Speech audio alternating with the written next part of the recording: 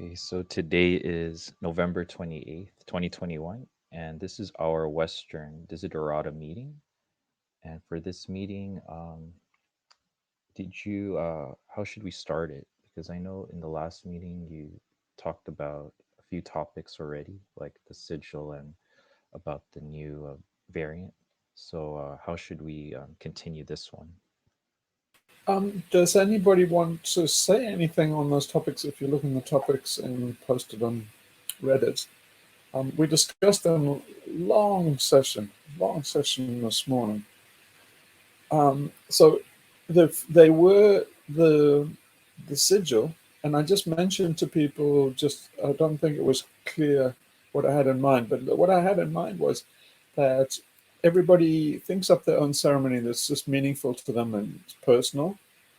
You go on the 21st of December, you go and do it, and then just record it with a phone or something, nothing special. Don't need full camera lighting and the whole film crew. You just do a selfie even and just say what you did so we can all share it. So the idea is that you do something personal and we all do it at exactly the same time, so that we all know that we're doing it at the same time, and you kind of think of that. You kind of connect in your mind that we're all doing it at the same time, and then so that you feel together doing as your own separate thing, and then you share it on the day after by just posting it on XRMed, and then we can all enjoy whatever any of us did. But you can go crazy if you want, do a big thing, or do something very simple, just do a token thing. But it's an experiment. You'll see in the previous meeting, but yeah, um, yeah, there was a bit of consternation that it was a bit too woo-woo. I did intend it to be a kind of a woo-woo thing. It's an experiment to see what we can actually do in terms of an egregore and not be online. So if you do, you see, I didn't want to do a big like Zoom or Jitsi meeting where we all get together and do it. I didn't think that was the right thing to do. I think it's much better that we get into the spirit of basically being connected without any digital connection. We just be kind of connected in spirit. And I think that triggered a bit of a reaction in terms of a little bit woo-woo. And then it led to discussion of the intersubjectivity, synchronicity, telephone, all of that kind of stuff.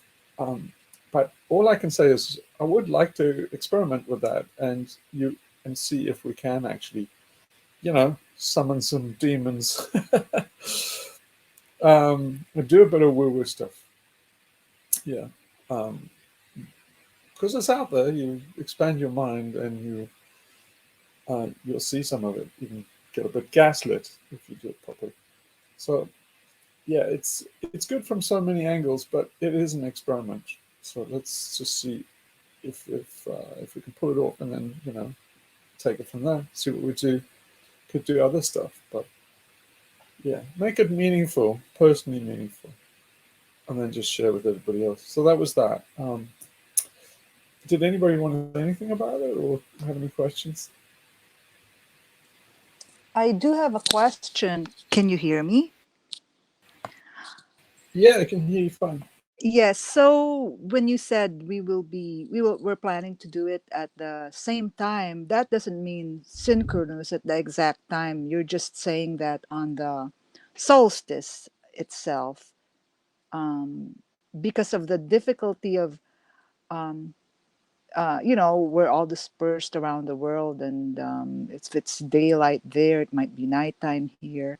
So just doing it Oh, on the day of the solstice, right? I was thinking try and get it to the minute. So if it's too much trouble or you have to get up at an ungodly hour or something, don't do it. But I think it's 10:58. So the solstice is a time. It's the same for everybody around the world. Okay. The the solstice is I It's think 15, it's 10:58. 1559 UTC, Thank you. 15:59. Yeah. So UTC, so Universal Time. Yeah. yeah. So it's kind of early morning in the West Coast, I guess. But yeah, I mean, You know, if you don't have to nail it exactly if it's too much of a chore, but the idea is you actually nail it on the minute. And you know, then you're aware that everybody else is doing exactly the same thing. So it's, in other words, we're all in the same room all around the world. It's a way of actually meeting and just being distributed around the globe.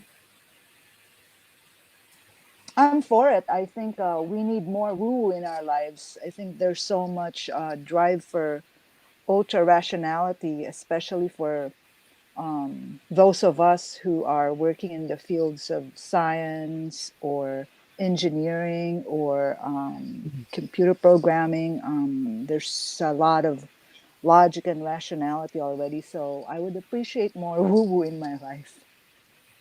Yeah, yeah. Well, that was the pushback we got, was from it's not rational enough, and saying, well, yeah, but, we must stay rational. You don't want to go off the beaten path too much, but you know, on the razor's edge, it should be both. You see, because if you're open-minded enough, you can start to see all these other things that are actually irrational.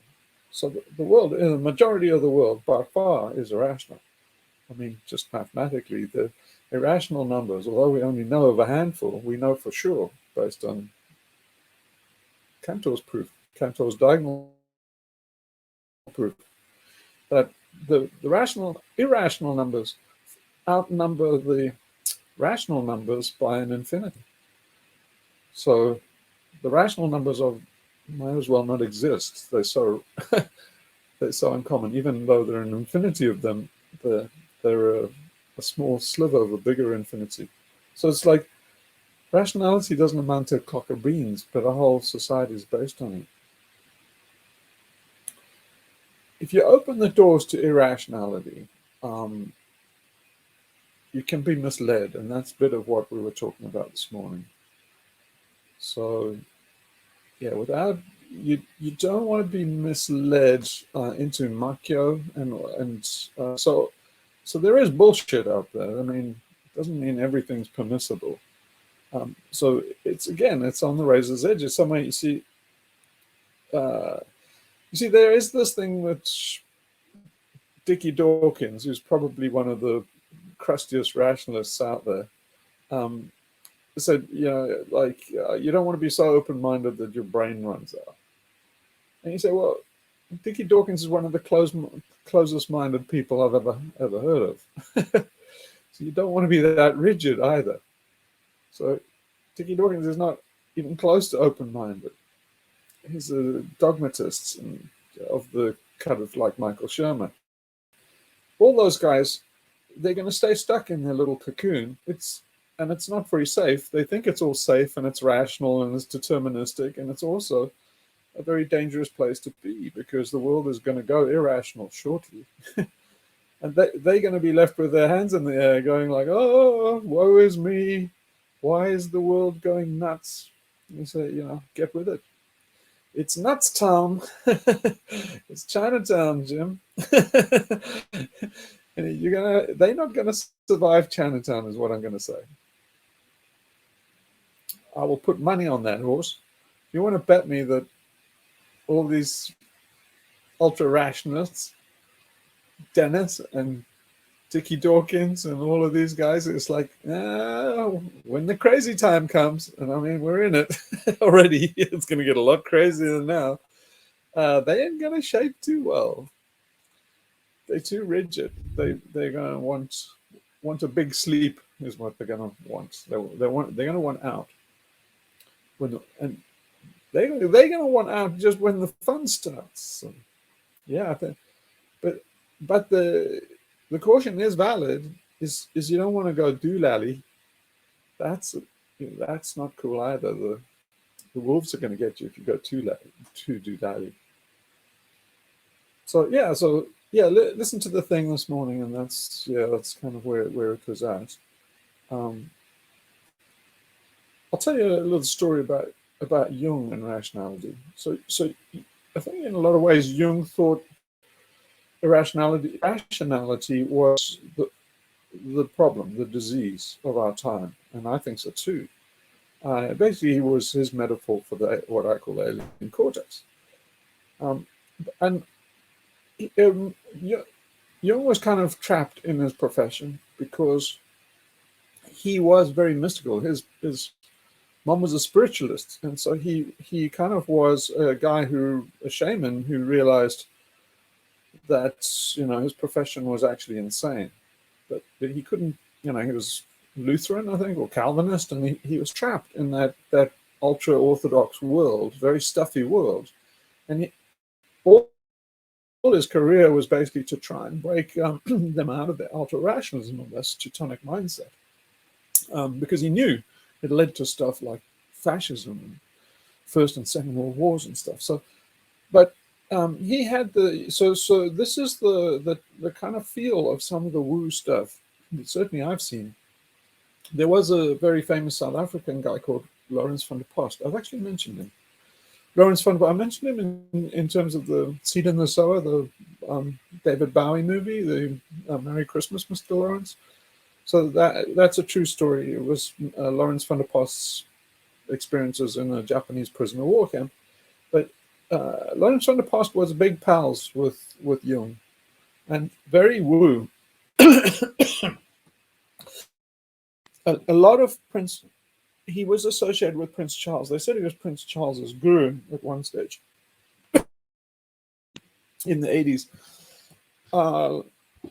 Prince Charles got a lot of flack for being associated with Lawrence van der Post, because South Africans have a very large capacity for woo, because living in Africa, there's dollops of woo, right? You kind of the Enlightenment, say in Britain and stuff, is you kind of think it's the rule, and you have this progressive narrative, and everybody's going towards the light, and you think of this kind of intellectual bastion of being the right side of history and all this kind of bullshit that liberals tell themselves. In Africa, you don't have much of that sense. You much rather have a sense that rationalism is a little tiny flickering candle in the darkness and could pop out at any moment. It's more like Joseph Conrad's Heart of Darkness.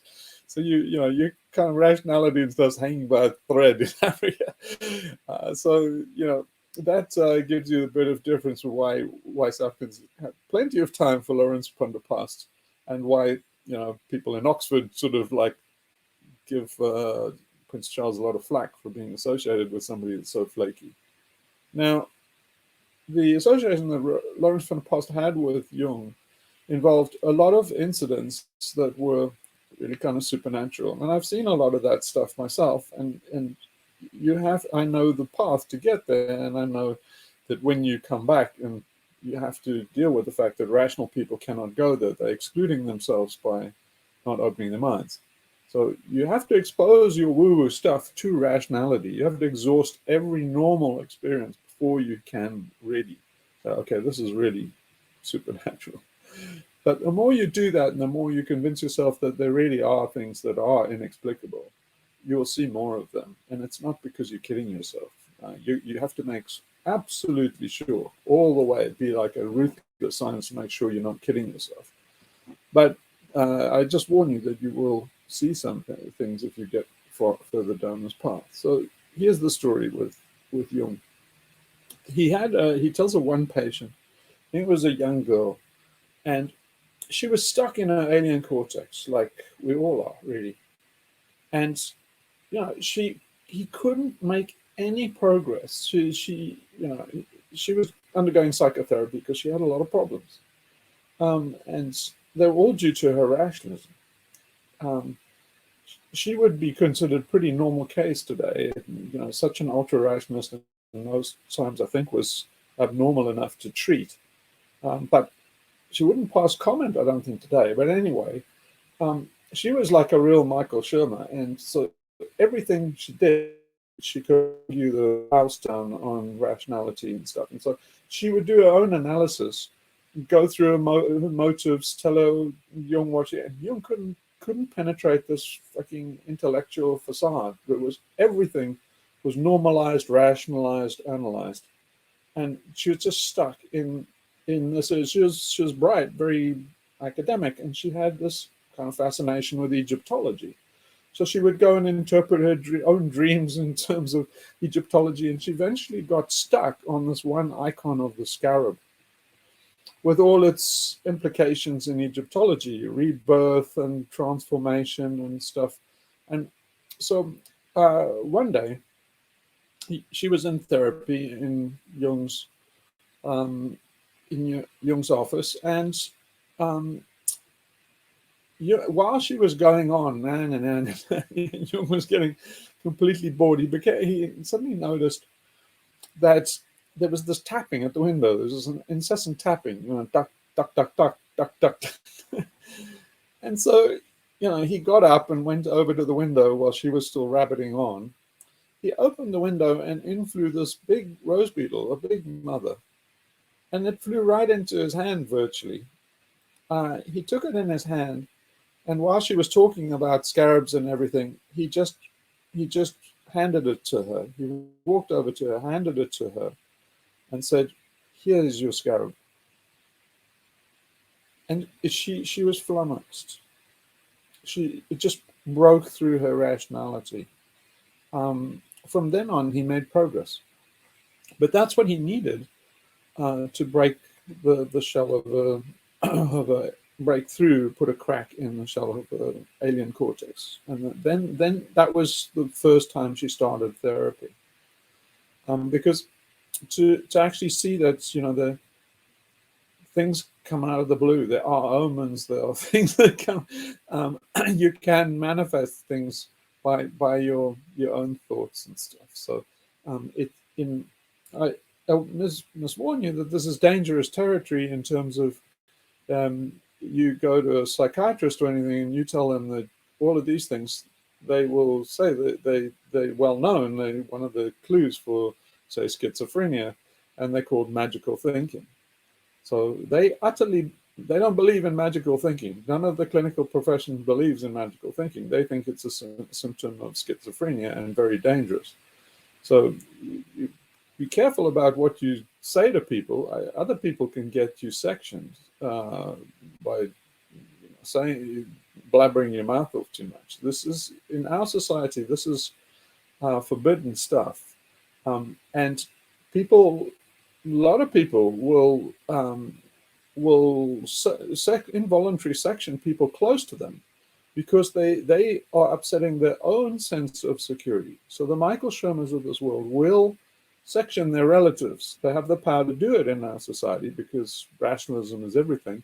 And an irrational slave is a broken slave, and they will quickly move to remedy that, fix that person.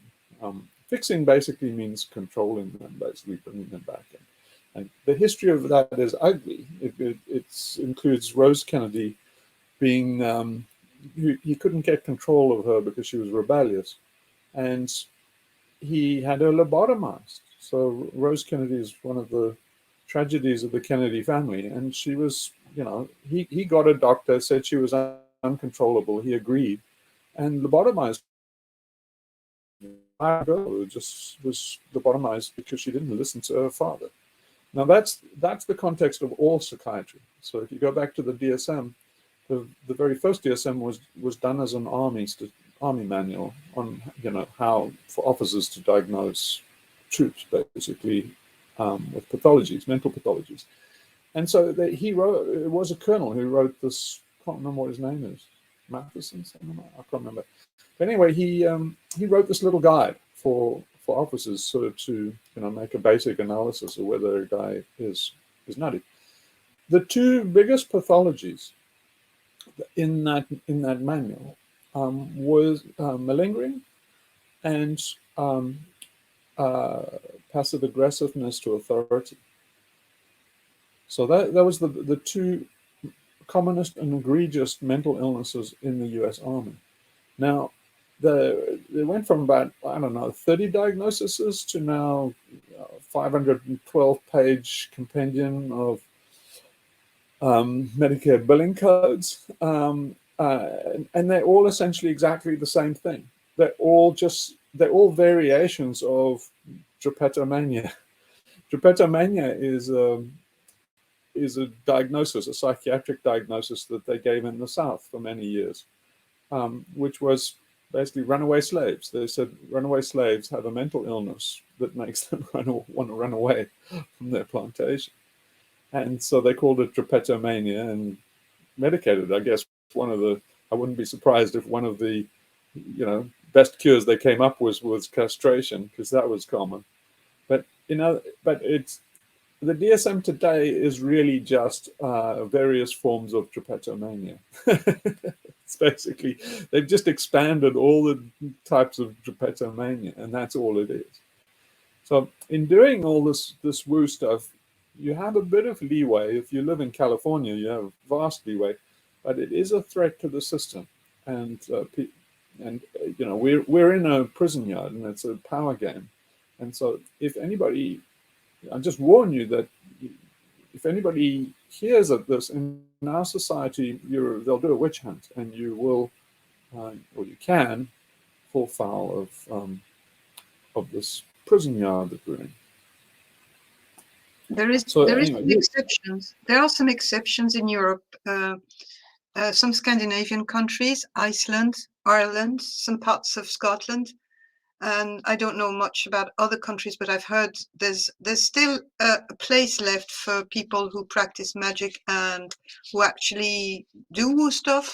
Like there's a very accepted associations of druids here.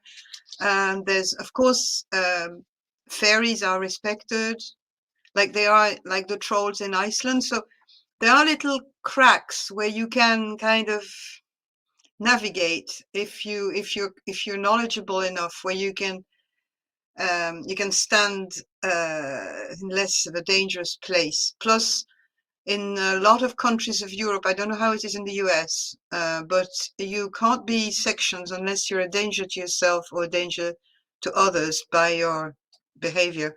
So if you got to say that you have, I don't know, communication with saints or trees or things like that, normally, unless your behavior becomes dangerous to yourself or to others, you can't be sections. But there's ways of going around that, and I've seen that happening. Even I've had pressure by families trying to get somebody to be sections because they had visions, and I told them, it's not dangerous, but they were, and they'll always find a doctor.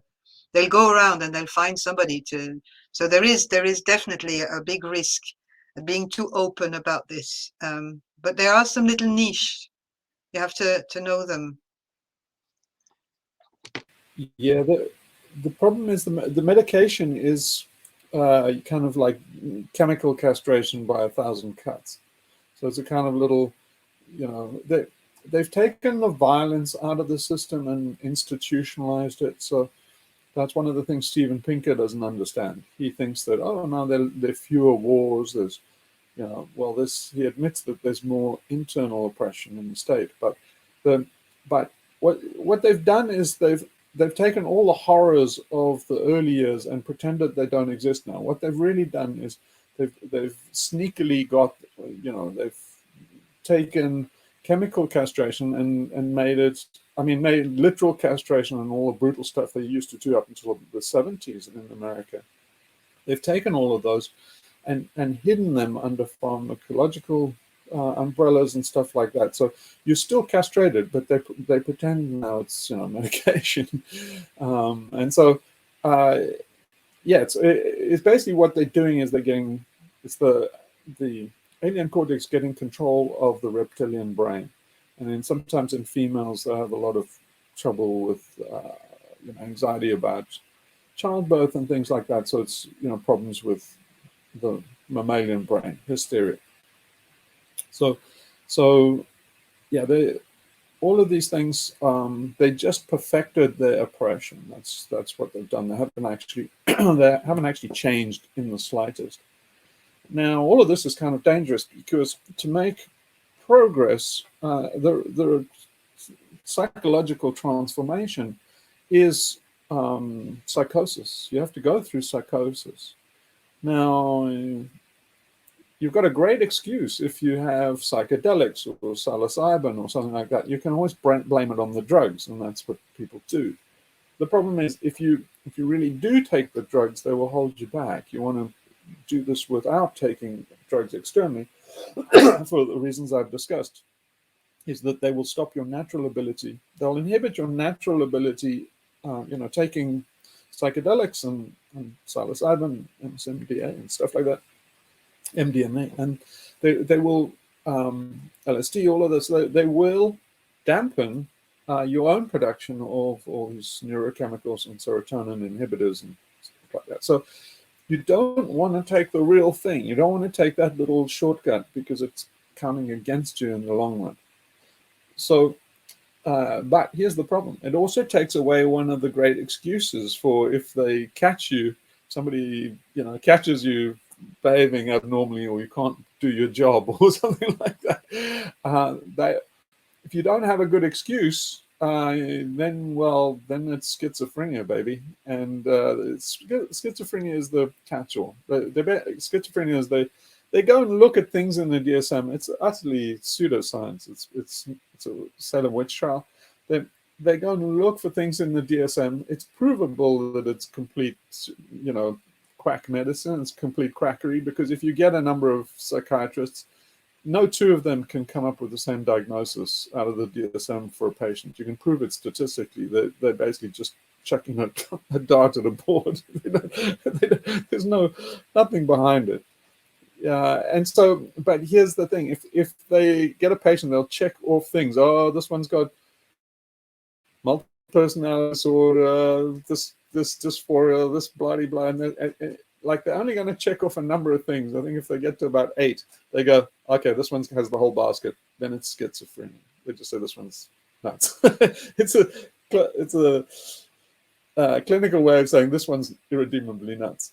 And so the problem is that, and in their mind, they assume that it's a degenerative thing that no good can come of it. You'll only go downhill. Now, unfortunately, they kind of correct, not because there's some degenerative disease that's taking over people's brains and making them ill. It's because the system does that. The system reinforces it. It's a self-fulfilling prophecy. So yeah, it is a terminal condition, because once you get into their system, they start medicating you, things will go wrong. Everything, your financial situation will be struck down, everything will go badly for you, and you will wind up the trash heap. And then they will use you as an example of what happens to people that get that diagnosis, not taking into account that they caused that end outcome. Now, in other traditions like shamanic traditions, and certainly in Greece and stuff like that, it's far more forgiving of that kind of thing. I've seen some amazing stuff, which in America, the police would have come down and the paddy wagon would have taken that person away.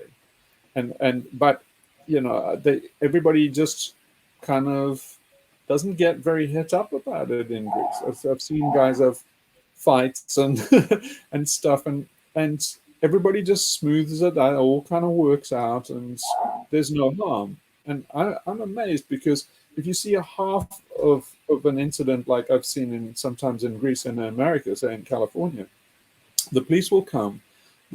Anybody involved in that, their life is pretty much over at that point. They will likely go through the legal system, the medical establishment. They will get mandatory jabs and stuff, or all sorts of shit. And that one incident, which might be 10 minutes, will dominate the rest of their lives. And their lives are pretty well ruined after that. Now, that doesn't happen in Greece. It'd just say, like, even really, really nutty people are just accepted in Greece. And the amazing thing is that they're not so nutty. The reason, I can't help feeling that a lot of the reason why the diagnosis of danger to yourself or others is the criteria, or notionally the criteria, in places like the UK and America. I can't help feeling that people are a danger to themselves. They are doing self-harm. They're cutting themselves and doing this kind of thing because of the system. So it is, animals do it. Caged animals do it and stuff. So the medical system, without realizing it, is causing the harm that they think they're there to prevent. So Now, this is, you could just avoid all of this and just be good. Just play along, be a normie, stay on your career path, work, play well with others at work, and just live a normie life and die. Um, the problem is that that's an unexamined life, and you will never reach the shamanic rebirth that was everybody's birthright before civilization and incarceration and slavery. So, from my point of view, I think we're heading towards, a time. We're heading towards the collapse of society and the flippening in either order, but they're coming, and so things are going to get a little bit nuts. And you say, when you're talking about what's the point of it all? Why don't you just unalive yourself today and not go through it all and stuff? You're saying that the point of life is really this transformational experience. It is enlightenment. If you don't really achieve enlightenment in your life, it's kind of like a damn squid. It's you haven't you haven't achieved the potential of our monkey brain. So it's kind of like falling short. So now in this kind of apocalyptic end time, this is a perfect time to actually achieve enlightenment. I've often said people will do it on their deathbed. They'll do it as the water goes over their head on this metaphorical Titanic. So, you want to try speed it up. Then, that's so that's what I'm saying. So anyway, that's a very long explanation for why we need to get a little bit woo. Open the door to woo and blow yourself away. So woo away, okay? Open yourself to So, so, blow so, yourself away. so note to self: if I have another a psychotic episode, I inform all the people around me that I'm on psychedelics, even though I'm not. So I won't be knocked in. They'll just say she's a. she's. Not a Exactly. I bad was thinking strategy. of that. They just say, yeah, I use mushrooms. Don't worry, and you can just. No, that's a great strategy. Yeah. Yeah, No, that's a yeah, great well, strategy. yeah, I think what would help is, the people in your life that you don't want to scare away, you just figure out a narrative for them and then you give them that. Well, the best narrative is if you have some excuse. You tell them that you're going through this program that makes you nutty. They used to do it in like the 70s and stuff. There was what was that thing called? Gary mentioned it the other day. I can't remember what it is, but you all go into a room and go psychotic. Do you remember what that was? What was that called again? Sophie, do you remember? EST? Is it Ah, EST? yes, that's it. Yes. EST, yeah. So they used to do it, and I don't think anybody does it now. I think I've heard of people doing these rebirthing ceremonies. I think that they get in a sack, something like that, and they make a rebirthing. That is an interesting thing right there, because that is part of a lot of cults. So part of Freemasonry actually go through something similar. With a coffin, you get in a coffin, and so anyway, that's a hell of an interesting thing. And it goes back to Göbekli Tepe. I think I was just writing about that in the next installment that I never seem to get to now, of the Layered Brain book that I'm trying to write. It's but what it is the Kista Mystica, and you can see 3 Kista Mysticas clearly in Göbekli Tepe. So yeah, I'm sure it has something to do with Orion's belt and the 3 stars, but that Kista Mystica is part of the Mithraic cult. It's the Elysian cults, and they always get in there with the snake, which is a symbol of rebirth. So it's clear what the mystery is, but it's amazing. It carries through in some bastardized New Age form to this day. Yeah. But it was part of the Schleppian Athenaeum and the Asclepius's first hospital. That was one of the things they did, right? They rebirthed people. So what we've lost is the rebirthing ceremony, psychological rebirthing ceremony. And so you have to find a way of doing it now. In the middle of this prison camp where it's semi-forbidden to do that crap. Yeah. So yeah, but it would be nice. Yeah. So if you find some space to do it in, like a Buddhist ashram or something like that, then it's yeah, it's a safe place to actually go through that. But as a householder, it's difficult as all hell. You have to go completely nuts in place and go through your normal working day and not let anybody know. Very hard. Yeah. So okay, well that was interesting little discussion. Any more? That was really a riff on the sigil and the whole ceremony for investing.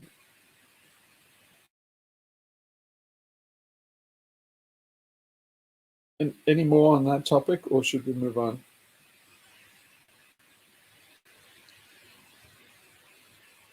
Yeah, I think I'm good. The Okay. only thing I really need to do is get a camera. Oh, can't you just borrow somebody's phone? Can't you? Yeah. Yeah, I'll have to do that. My phone, I'm a cheap ass, but my phone sucks, so I'll have to borrow someone's good phone. Doesn't have to be like professional.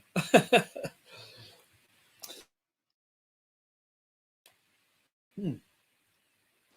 I Yeah. read the email from Lionel about invoking strong feelings, and I have to admit, maybe with some shame, that I feel like I can't I can't summon enough strong feelings about something. It's just, you know, that song by, I think it was Pink Floyd, about being comfortably numb. It's just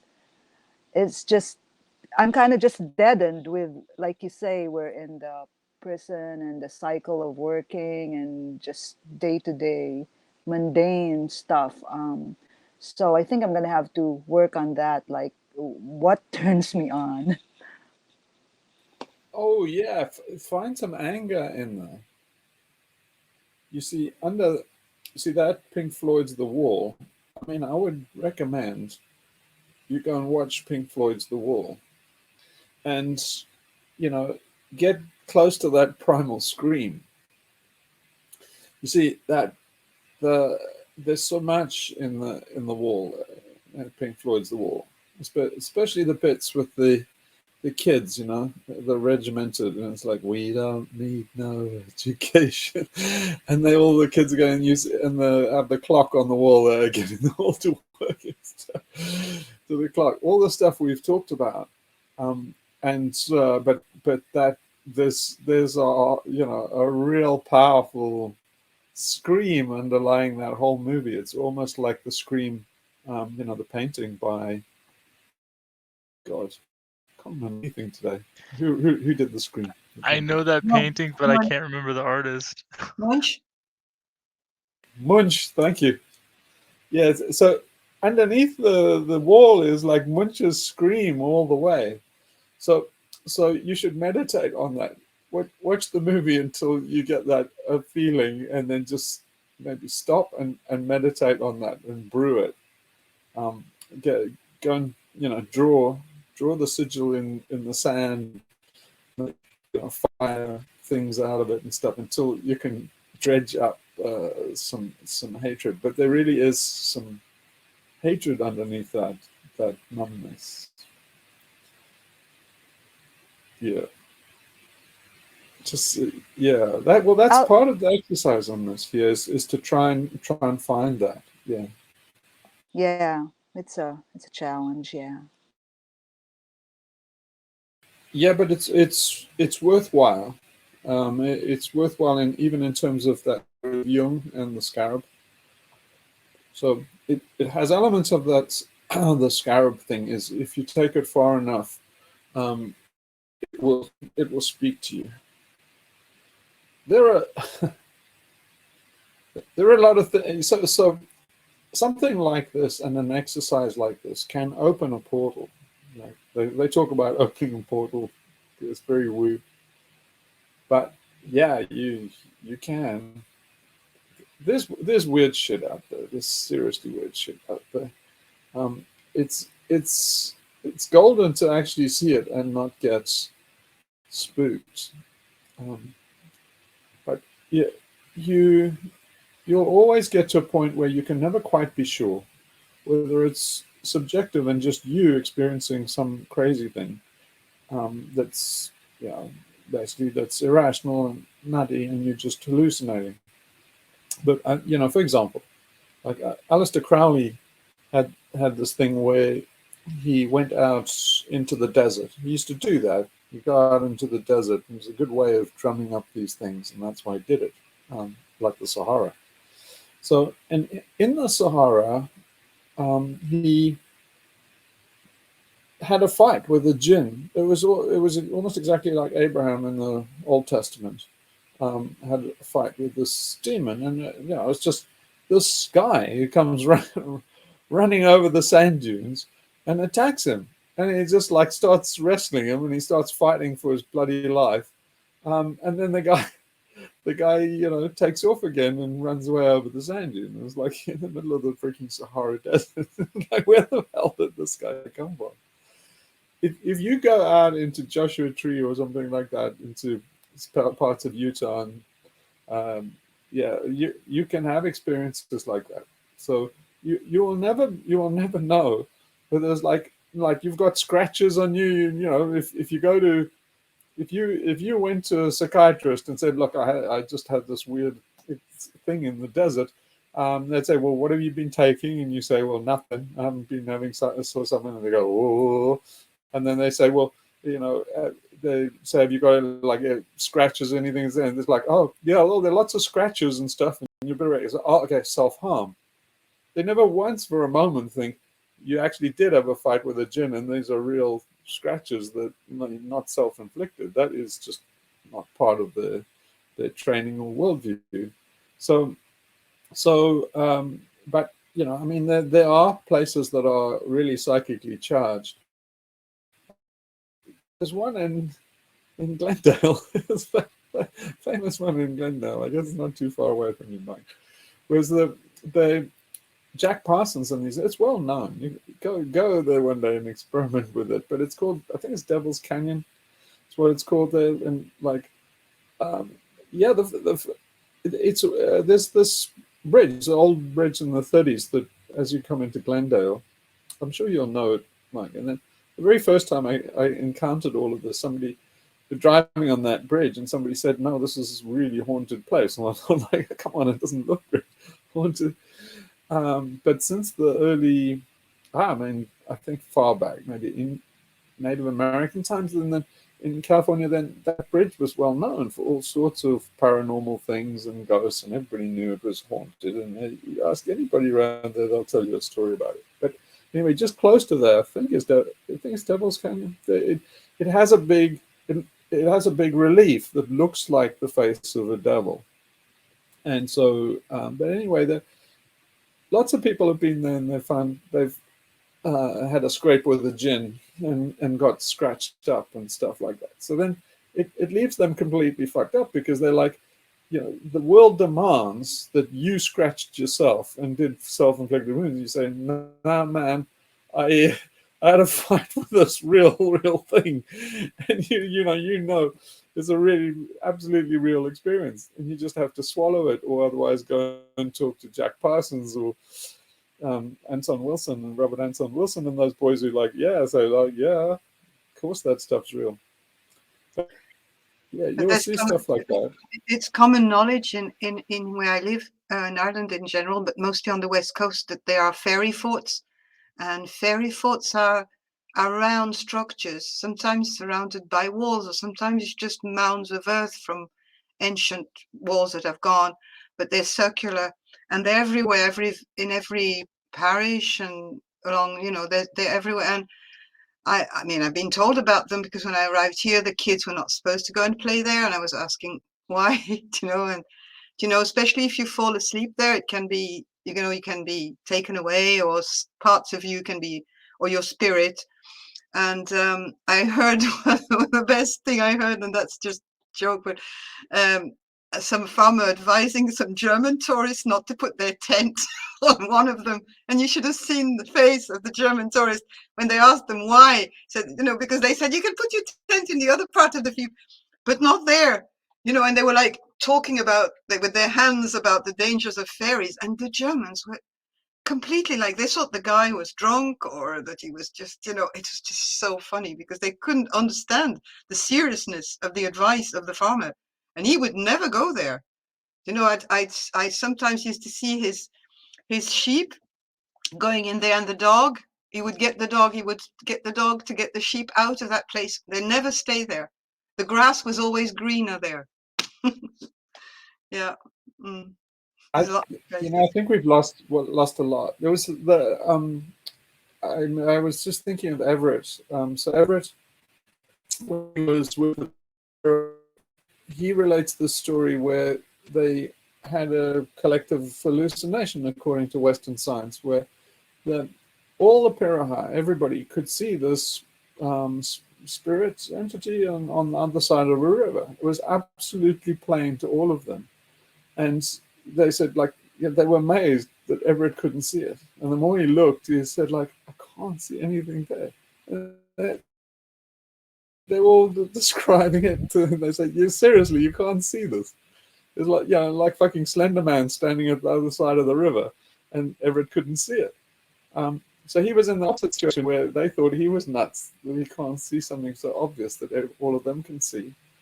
And, you know, it's a real, you know, pivot on our society where normally we would all be Everetts, and, you know, we would be the Purah guy that can see the Slender Man on the other side of the river would be the odd one out. Now, you might think that, oh, that's better. You don't want to be seeing, hallucinating, and say, no, it's not quite that way.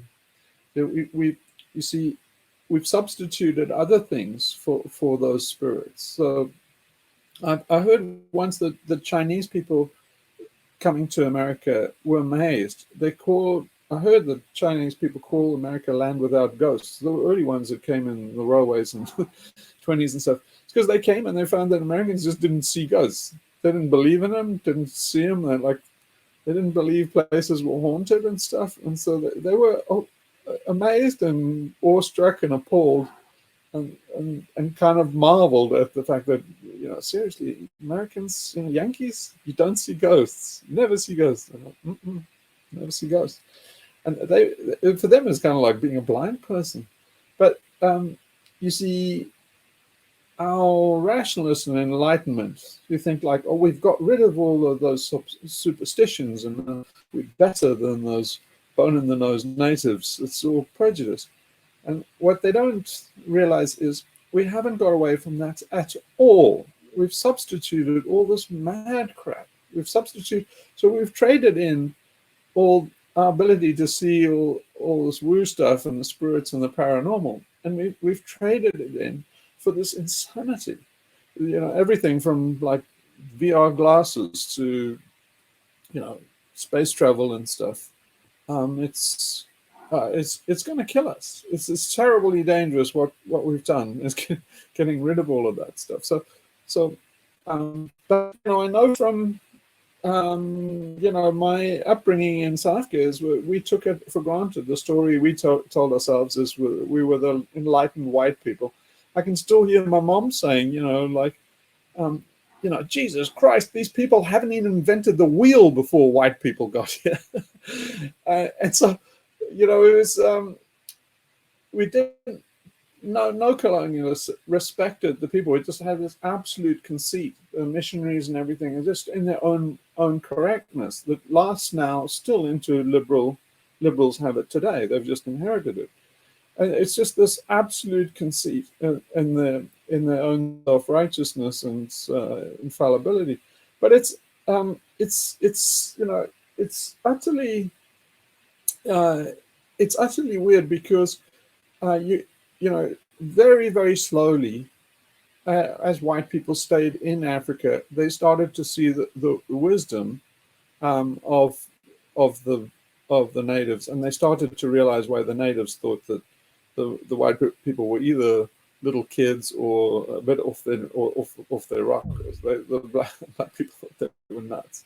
And same with Native Americans. They look in the Piraha. They call Everett and any white person they call crooked head. They're like, this person's nuts.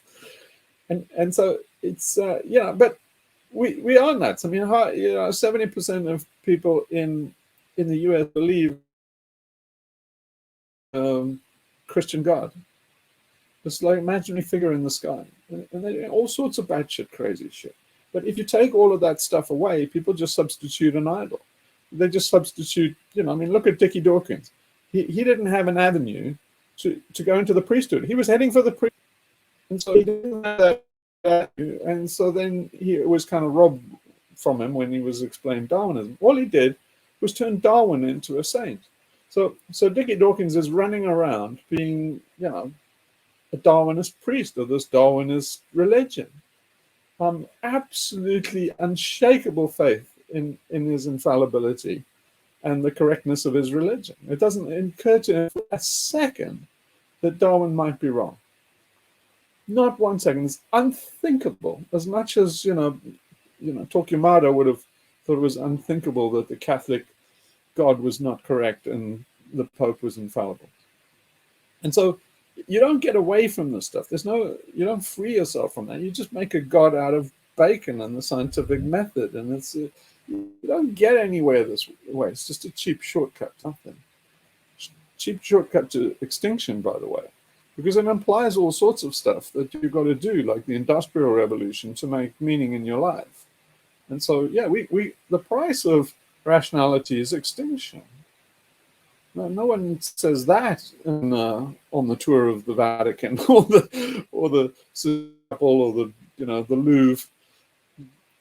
You know, if you go to the science and engineering exhibit, they don't say, "I hope you like all of this," because price of this shit is extinction. Everybody goes, "Oh, Cape Canaveral launch! Oh, Elon Musk! Oh, look at us! Go, go, go! Look at the rockets and stuff." And you say, "You do know this is our extinction going up there?"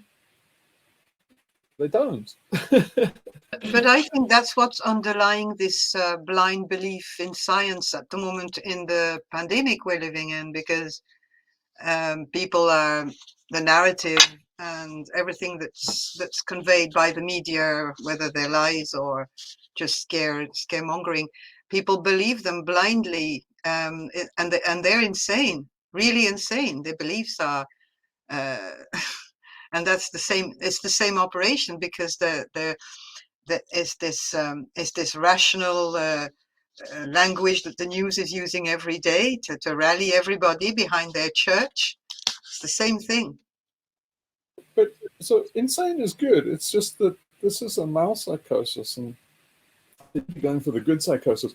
So to get to the good psychosis, then is the next subject, and that's, you know, basically just having the manifesto, and the manifesto as I'm writing it. I'll have it for you, everybody, to review shortly. But the thing is, you just pull the carpet out from under them with the reality that, you know, all of this stuff is a vain conceit, because the world is about to flip. And science, dudes, science, you can't escape it. So it's just like, you know, clocks run out. Your madness is madness. The clock ran out on you. And so I think we need to present that to the world. My prediction is that we'll be ignored at first, but, you know, maybe we can get onto the stage where they actually laugh at us. That would be good. And yeah, so okay, so there's that, and I will carry on doing that. Oh yeah, so There was something we didn't get to, which was unfortunate, because Petra was in the meeting this morning, and one of the things that she asked was about surviving the flippening. And she asked in an email that I said we should discuss, should have discussed in the previous one, but let's discuss it now. And that's, I think, what we need to put in the manifesto is all our theories, and beyond the manifesto, we should do a lot of research and make a project out of this. Is how do you actually try and survive it, and try and do some research and try and figure out what it really is going to be like? Because I've got all my own assumptions, and they probably need to be challenged, or they definitely need to be challenged. So yeah, I think one of the first ones is, so I, in my mind, I worked it all out, but it's very idiosyncratic. It's very suits me. Like going to sea and stuff makes the world of sense to me. But I don't, um, I, talking about, hey, can you survive the flipping underground, or say in a mine shaft or something like that? It's like, to me, it sounds like a fucking nightmare, but I get claustrophobic. So I think I might be influenced by that. So we must go through discussions and start discussing all of these strategies, with the understanding that we want as many as diverse ones as possible, because we want people to survive. We don't all want to put our eggs in one basket. So, my strategy and why my thinking, I can go over why I think you want to be at sea. But it's kind of predicated on the fact that if you want to emulate me and go to sea, you have to be okay with the sea, and you have to love the sea. You have to be okay with dying in the sea, which I am.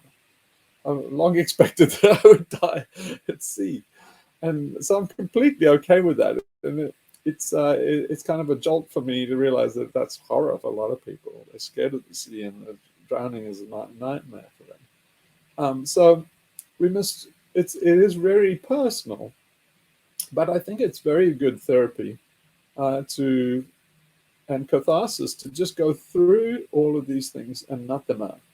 So you want to be thinking of how you survive the flippening, and less of, how do we get geoengineering to save this civilization, or how do we get solar panels, or how do we solve climate change. It's like you want to basically put slam dunk on people. It's like, there's no point. It's done, baked. Instead, like, even deep adaptation is too optimistic. It's like you don't even get deep adaptation. It's like deep doomerism is the end. It's like nothing, man. Anything you do is fuck all. You can't even do deep adaptation. It's not even open to you. But you still have an odd sliver of light there that you might survive. And we know that other people have survived because they've probably been, these 4 flippenings in the lifetime of our species. So it is possible to survive. There are some things implied, and one of them is that our population density was very low going into large flippening, which is probably the younger dryas.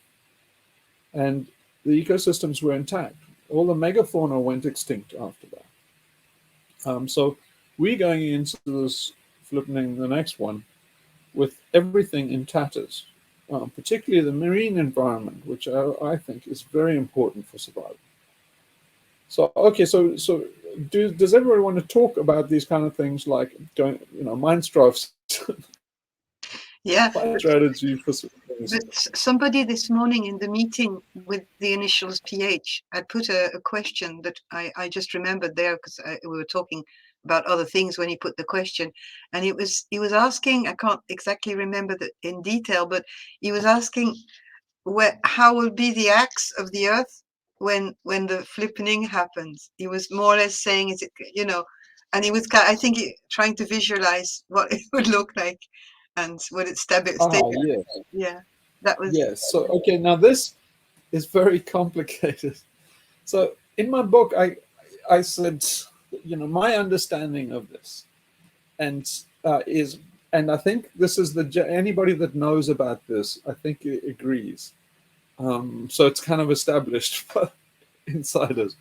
Is the best place to be is at the pole of the flip axis. Is one of the poles of the flip axis. So it's you're going to go for a little, like, one of those whirly gigs of kids in playgrounds, one of those turntable things. I can't remember what they're called. But anyway, it's kind of merry-go-round. merry-go-round. Yeah, so you're going to be on a kind of merry-go-round, and if you've ever been on a merry-go-round, you want to be on the hub. If you've ever been a kid, I guess they don't have merry-go-rounds anymore because they're too dangerous. But anyway, when I was a kid, we had dangerous shit like that, and you would you could go and sit on the hub, and all the other kids were being mayhem, all hanging off the edges, right?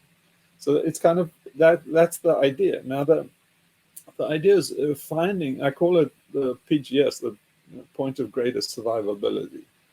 And so that's really what this game is find your PGS. So the thinking is that you want to be at the pole of the intermediate axis. So I put the actual coordinates of the one I know.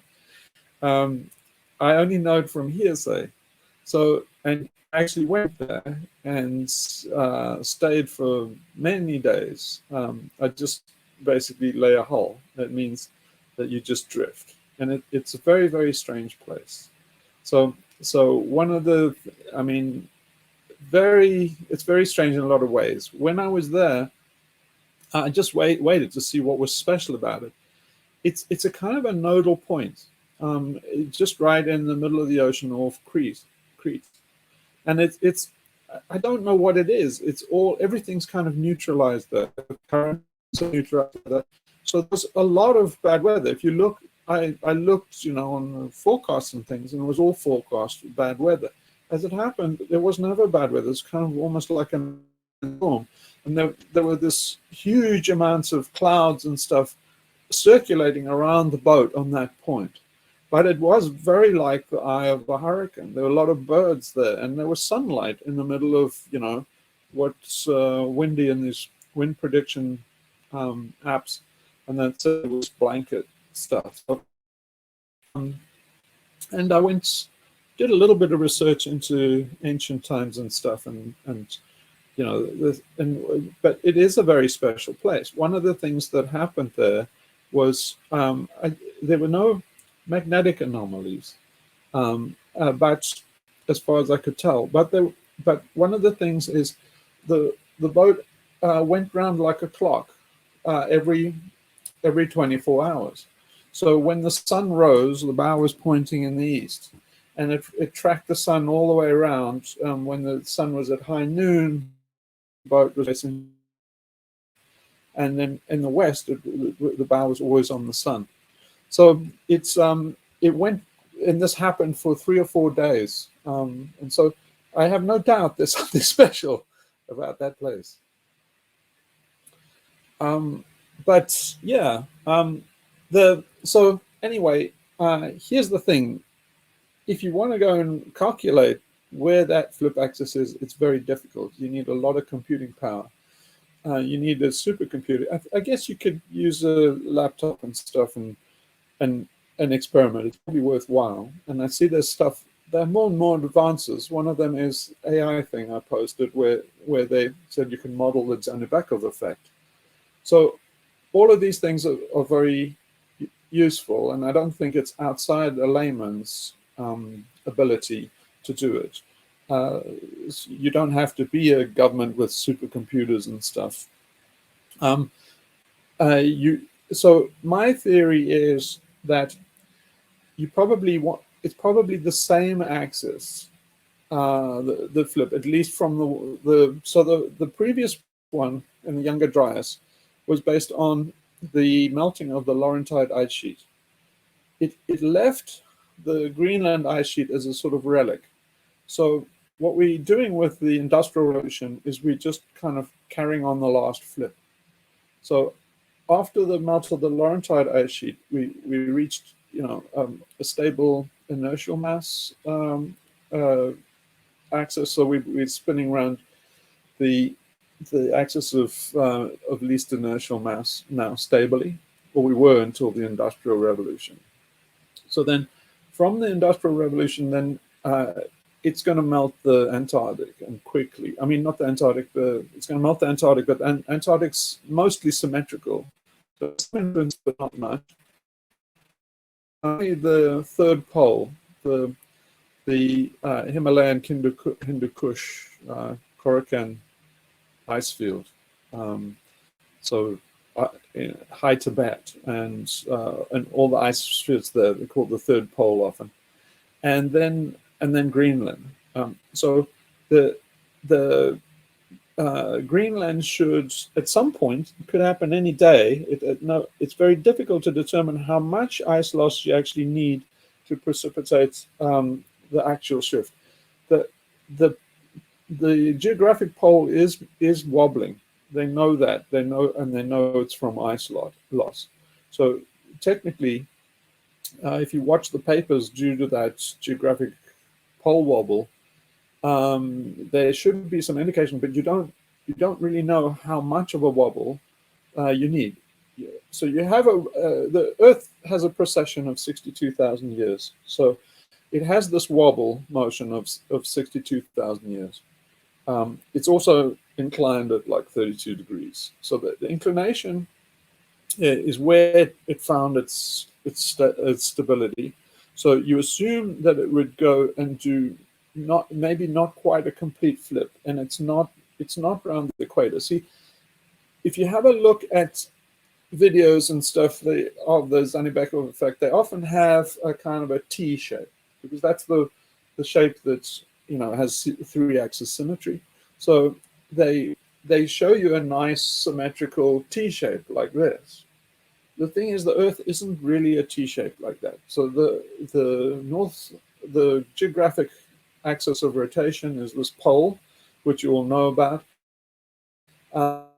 The actual kind of bar on the T, basically the third axis or the intermedial axis, is kind of like a Y. It's kind of like a branch on a tree, which means the flip is not around the equator nicely like it would be if it was quite a T. So Hapgood and stuff, they missed all of this about the Desiderata effect. And so he died not knowing. He died just thinking about Earth crust displacement. He and Einstein couldn't think of a way that they just got fixated on crust displacement. They couldn't imagine that the whole Earth flips, because you have a liquid core and stuff. And you'd think, well, the liquid core is surely going to stay the same and the crust is going to move. That's the way they were thinking. But it's not the way it works. This American astronaut flipped a water bottle in space, and that showed you that the liquid goes with it. But you can see, actually, it's worth looking up those videos of the water bottle spin. But if you see a fluid bottle, and if you think of a bottle of water as a perfect 3-axis body to demonstrate how the fluid works. Now the fluid does rotate, the fluid does move, which implies that it must have some implication on the magnetic pole reversal. Magnetic pole reversal is well known. So in the Quran, they say in the last hour, they have this eschatology of the last hour.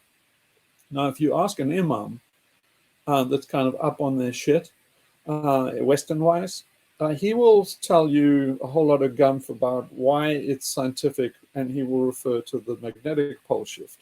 But it's not a magnetic pole shift. Clearly, it says in the Quran that the sun rises in the west.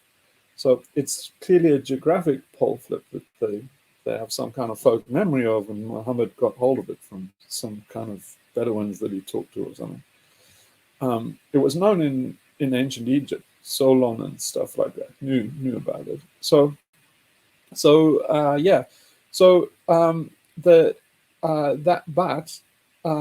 It's what I'm saying is it's very easy to confuse it with a magnetic pole flip. If you talk about pole flips, immediately people think you mean the magnetic pole flip, which is well-established science because they can see it in lava flows and things like that. It never really occurs to them why is there lava flow just at the time when the magnetic pole flips?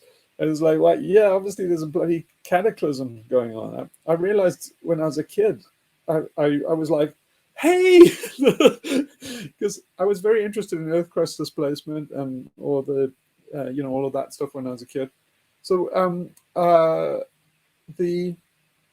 but see, one of the things with magnetic pole reversal, I read that they found out when I was a kid that they found an actual thing where they could see as the lava cooled, they could see the magnetic deviation in the rock. So it was, had a lot of iron in it, and they could see it move over a course of lava cooling. So in other words, over a course of 24 hours, they saw it move 180 degrees. And they're saying, well, that shows you that these flips happen, magnetic pole flips happen very quickly. But I was going, but look at the lava. It's like, what are the fucking chance that the lava is not associated with that flip? There must have been a fucking volcano. It must have been a cataclysm. So I was tearing my hair out as a kid. Like, look at the obvious. But then later I found about Hapgood and all of the Earth crust displacement and stuff like that. But anyway, so I'm just saying that the flip axis is not the equatorial axis, which is what you would expect if it was a nicely symmetrical T-shaped thing. So it's a kind of a knobbly potato, which makes it very, very difficult to model.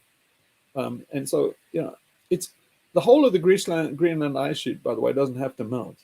It just has to be enough to tip it over, and where that tipping point is devilishly difficult to decide. And how the characteristics of the flip, and it has a lot of things involved, everything including exactly where the tidal forces on was where the moon is precisely in the sky, and so down to the minute of the day to get everything worked out, and terribly difficult to model. But yeah, as each day goes by, the Greenland ice sheet is melting exponentially. Hansen wrote a paper on that way back in like 2012, and so it's not a question of when will all the ice melt in Greenland and then we have to start worrying. It's like you have to start worrying today, and every day you have to worry exponentially more. What I think will happen is that, forget what Michael E. Mann says and all his misdirection and stuff, is that the methane dragon will go. It's gonna go after, I think, after the BOE is my hunch. So I think you're going to get the BOE, then that's going to be too much for the ESAS and the methane dragon. And so you're going to get a methane burp. You're already seeing the methane burp all over the world. We saw it in the Caspian Sea last year and it went without comment. But they call basically methane burps in the Caspian Sea, they're called mud volcanoes, which threw all the science journalists off because they didn't know. They were looking at a clathrate eruption. I went and looked at the sea temperature anomaly, and it was about 6 degrees. So if 6 degrees is blowing clathrates explosively in the Caspian Sea already, it's like, well, the Arctic is the rate of warming, called the polar differential or polar amplification, is like 4 or 5 times, as Beckwith often says, what the average is of the world. So it's based on the currents and things, but I think it would, after the BOE, the Arctic's going to ramp up very fast. Again, difficult to model exactly how fast, but I can't imagine that you're going to have too many summers. You're throwing the dice every single summer from the BOE, and it's getting hotter exponentially. Now, at some stage, that small cap on ESAS is going to go. There's already seeps in the ESAS. So what you're looking at is a burp. It's basically a big chunk of this essentially styrofoam, which is the clathrates undersea clathrates that will erupt to the surface. They're not going to dissolve in the column of water as idiots like Carolyn Ripple in that say, because it's an eruption of, with it has a big bubble. There's not enough surface area in the bubble relative to the volume for it to dissolve in 60 meters of water, Carolyn, not 100. average depth is 60 meters in ESAS. It's vast undersea territory. So it was flooded when the Laurentine ice sheet flooded. So it was flooded in the last Earth. It was actually tundra. So this is permafrost that then the sea covered over. It's got a thin cap on it, but in essence, it's the sea compressed it, and basically, so there's weight on it, which changes the hydrodynamics of it, but it's just waiting for the sea to warm. So that it can start ejecting clathrates, as far as I can tell. And the reason I say that is I've seen videos of the guys tickling it. So they're trying to see if they can mine it. So you can see videos by the USGS even, where they're trying to see how they can get chunks of this to the surface. Like, man alive, you talk about capitalists being blind. Because here they are basically celebrating that how easily they can get this to the surface, not thinking, did you ever stop to think past $1, that maybe this is disaster you're looking at? No, it's like they just got dollars in their eyes. There's almost unlimited CH4, there's almost unlimited methane, natural gas in the stuff. It's like, hoo-hum. It's like, are you stupid or what? It's like so you can see them in undersea rovers and stuff, and they scratch it out a bit, and it starts going, it starts erupting to the surface, and they go, oh, damn. The big problem we have in the USGS is it's easy to get out, and as soon as we get it out, though, it just, it goes up in a big burp into the surface. And so we need to control that. And so, like, how stupid can you be? Are you not getting this picture of you're looking at down the mouth of the dragon, and they can't see it for $1? So anyway, I think that's the way it goes. Is after a methane burp, you've got food insecurity, you've got water insecurity. There would be, McPherson's thing, can't have grains grown and transported in mass. If there's a serious famine or droughts, those have health consequences, war consequences, and the industrial system will stop. We've just seen an example now, just with the shutdowns. So when the shutdowns happen, you can add 0.6 to 1 degree on top of the methane burp as all the sulfates settle out and we lose the global dimming effect. So you add that as soon as they fall out, and that's a couple of weeks. So you're looking at not a very happy time. And then, I think it will go, the Greenland ice sheet will go from exponential to hyperbolic, and in terms of just structural decay, it'll just be falling out in chunks. And the reason is that it's made like a layer cake. There's this kind of impact ice at about 600 meters, so it'll slide off like a blancmange, a badly made blancmange. And so so as each day passes, we get closer and closer, exponentially. So and then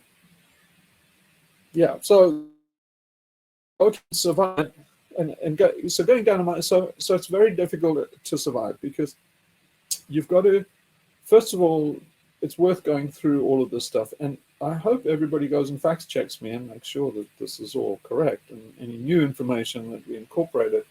But there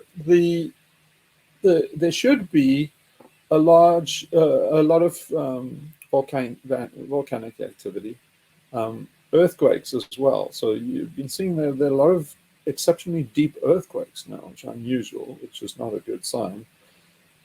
And it means that the Earth in the mantle is in distress. So these are not very happy signals. But then So okay, so now if you go and look at Mount Pinatubo or something like that, and see what that was like the year without a summer, um, uh, back in the 18th century, stuff like that. What and there's another volcanic eruption, Krakatoa, in medieval times, I think too. They went through a very very harsh couple of winters, and it was due to volcanism. So you can have a look. You can get real world accounts of people living through at least one thing. So these are called mega volcanic things. I think they're called mega blips or something like that. But volcanologists have a word for these super volcano events, so they know they can see them. Right at the Younger Dryas, there's a black layer, which they know now is not a comet. Sorry, Graham. um, Graham Hancock. It's a volcano. It's a lot of volcanoes. So exactly. Yeah. So I presume that the volcanoes will be around the Ring of Fire. There'll be preferentially existing ones around the Pacific. The ones in the Arctic, in the Antarctic, there's 70 under the ice, which they found in 2017, and those are good candidates for going, I think.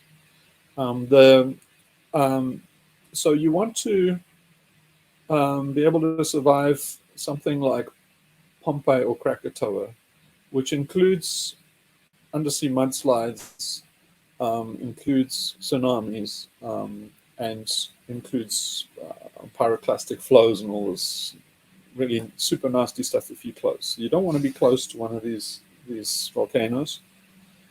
And you also want to know where the tidal waves and stuff go. So yeah, there's a bit of research right there for where you pick a PGS. But you see, based on all of that, Petra's question about going down a mine shaft doesn't sound good to me. You know, I say it makes me a little bit squeamish. I don't know what other people think, but I mean, I think that is the strategy of like the U.S. military. They intend to do that shit, but they always think in terms, the military mindset thinks in terms of digging in. So they go down, they think in terms of going down Shaney Mountain and stuff like that. And there probably some old mines that are very well decked out in secret. And so, but they thought that way for nuclear war too. I know there are some guys out there that are planning to go underground. If you do that, you have to. I think this is what you're up for. You have to go, and be a major expense because you have to go. I think you have to have nuclear batteries and stuff like that underground. Oh, hi, Ryan. Maybe Ryan can help with this. But I think you would have to grow plants under artificial light, kind of like dope. And the best way to do that is if you had a nuclear battery and stuff that could last 5 years or so. And then you would grow plants hydroponically, recycle water and stuff like that. And that's kind of how a military mindset thinks. But they've got a big budget. And so, but if you're prepared to wait out the volcanic winter, I guess you're looking at about 5 years or so underground. Then what you emerge to is when the sulfates, the volcanic winter is caused by global dimming, by sulfates, what we're doing now with pollution, black pollution, soot. So the particulates in the air fall out after not too long. Like if you look at Pinatubo, I think that was 3 years of cold, of cooling. Probably Pinatubo, I think, cooled the Earth about 1 degree. That's one fucking volcano. So you're looking at a big plunge in temperatures. Each year would probably be miserable in terms of the weather and stuff. All of these things can be delayed, by the way. What makes them even more complicated is it's very difficult to model the sea. and all the AMOC and all the circulating currents and the Gulf Stream, all of those are very important. If you want to know how Britain turns out, it's terribly difficult to work it out, because you have to figure out how much ice melt comes off Greenland. It turns into freshwater melt that goes into the Atlantic, which will stop the overturning circulation, because if it's less saline, it won't sink. So you won't get the return of the mid-Atlantic conveyor. If that's the end of the Gulf Stream there, and at the end of the Gulf Stream is warming Britain by, I can't remember, something like 6 degrees or something. It's an extraordinary amount. It's basically, Britain is livable and temperate, but it should be the same as St. Petersburg or Vladivostok. So it should be like Siberia in the Northern Ireland and stuff like that. But it's only due to the ocean currents that it isn't. Now, those ocean currents, who knows what the hell is going to happen to them? So it's very difficult to do long range planning. But again, this is why I always come down to, you want to be on a boat, because it's impossible. You just want to know that if it gets really chill, you want to go somewhere else. So I always come back to a boat, because it's mindlessly difficult to figure out exactly what will happen in any particular location. It's all dependent on marine cloud cover and what happens in the weather after all of this stuff. The weather will probably get pretty extreme, but then so does the albedo improve and stuff like that. So modeling this stuff is really, I don't know, man. I think maybe it is just governments that can do it. But yeah, you can do it a little bit, like I think maybe figure out where the likely flip axis is or something like that. But to go in detail to do weather modeling after this, I don't think anybody really knows. It's even difficult to go back in the paleological temperature record. You can see the flips. There's one place to see. You can see the flip cycle. And then the other thing is, I think the volcanic winter, there's not enough precipitation to lay down enough ice, so that it won't precipitate another flip due to causing a mass asymmetry. There's not enough time and not enough precipitation to build up ice to cause another flip. So you get one flip, but if it changes the ocean currents and that, so you get an extended glacial period. The Earth has shown that it can get stuck in a glacial period. So in the Younger Dryas, it was getting colder and colder. It wasn't getting warmer and warmer. It got colder and colder till the ice buildup in the Laurentide ice sheet caused the next flip. It's the null ice that changes the mass and precipitates a flip.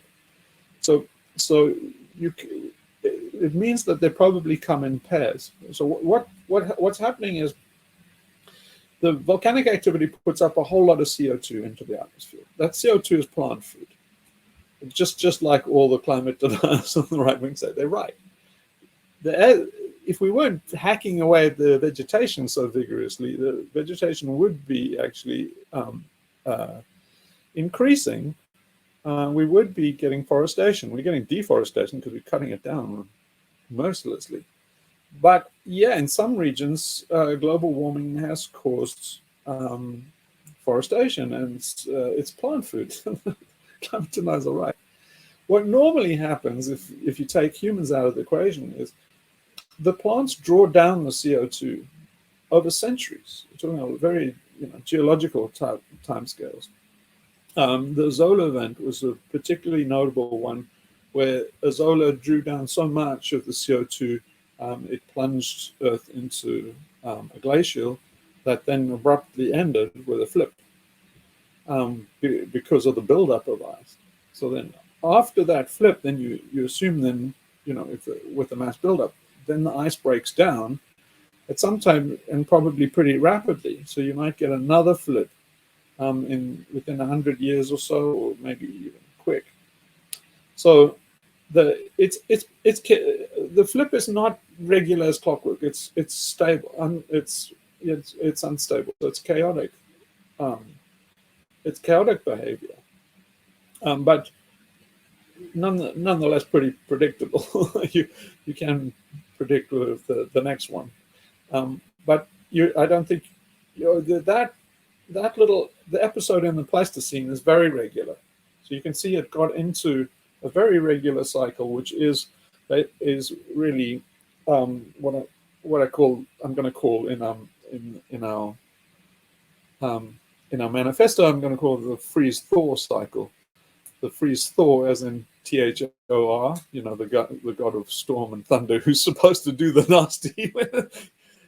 Thor is the god that's traditionally in folklore is supposed to do the nasty at the big floods and the end of days kind of thing. He's the one with the hammer that does all the volcanoes and stuff. So anyway, it's kind of a good joke, I thought, of a freeze-thaw, THOR. And so, but what's happening is these cycles of volcanic activity throwing up CO2 and warming the CO2 through the greenhouse effect warms the plant dramatically, and then plants thrive. It's actually a wet environment, so you get more precipitation, and you start getting at previously tropical, Arctic latitudes, you start getting tropical plants and crocodiles and stuff, which are visible in the record. So as the plants say thank you very much and start gobbling up all the CO2, they overdo it to their own detriment, because the planet's generally cooling as they're munching on the CO2 and sequestering and drawing down. See, Zola was freshwater fern. It floats on the water. Zola floats. Still exists today, by the way. And it dies. It was so freaking fast, Zola, that the layers, new layers, grow on old layers and cut off the sunlight to them. So the old layers die. They kill off the compadres, and the old growth falls down to the bottom of, well, in freshwater lakes. It's a freshwater fern.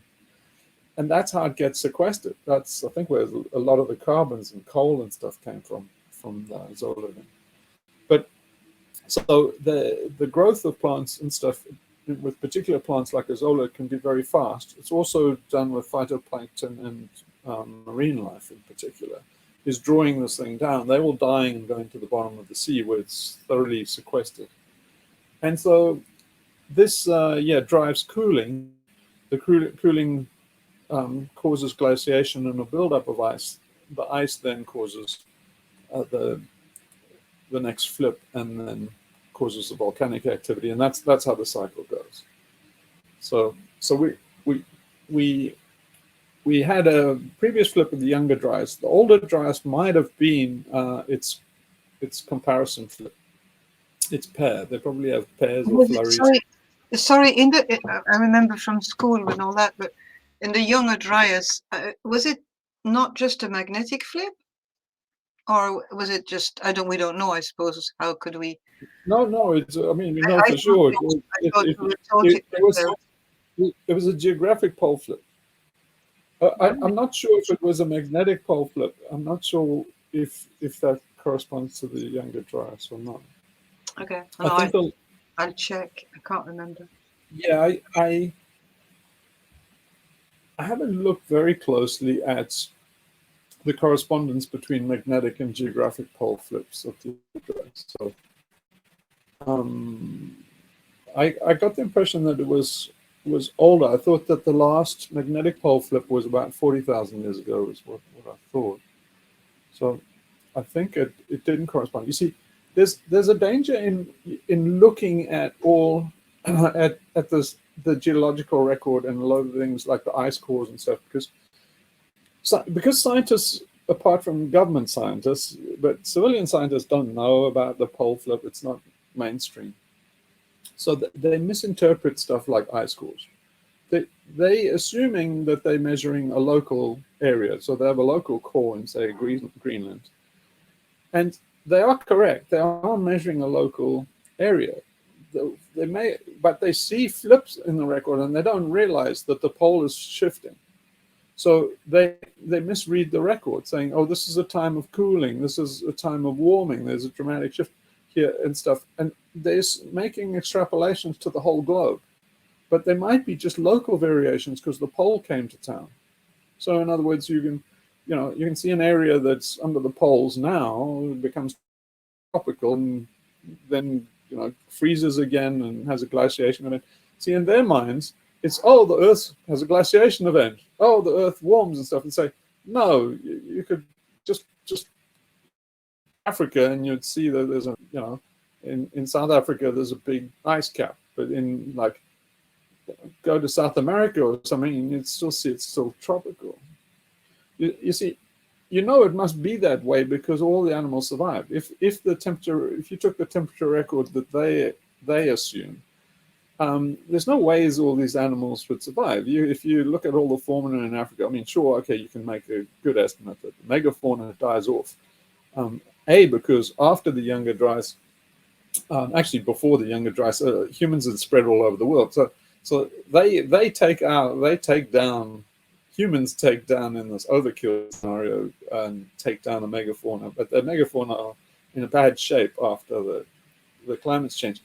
But they must exist somewhere. There's still elephants and stuff still exist. There's still elephants and whales and stuff like that. So, but you can't have the Earth go through those temperature changes and then say, like, how did the crocodile survive? They're never going to ask, a pathologist or something. It's like, say, how did these nematode worms survive and stuff? And they never do that. They're never going, they don't talk to each other, scientists. So the paleogeologists never go and ask the evolutionary biologists and say, well, there must have been a nice little warm pool somewhere for this mother to survive since for the last few billion years.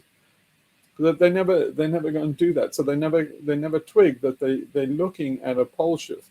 They're not looking at just a local temperature variation where the assumption is that we have the same pole axis and the same poles. So they're continually mystified. Always baffled. So when you see an ice core or something, you have to go and factor that in. You have to know where they got it from and know what they're looking at. But they make all sorts of foolhardy things. Like I saw Michael Mann leap on this bit of thing because his thing is like, all the doomers say about the clathrate gun and that's been debunked. Well, bullshit. It's Michael Mann's been debunked. Michael Mann carefully says, well, they all said that, the clathrates would happen. And, well, he's talking about McPherson, basically. He's saying that, and all the clathrates would go off and in 10 years, everybody would be extinct. So, well, and he says, there's no scientific evidence for that. Well, correct, but it's a straw man.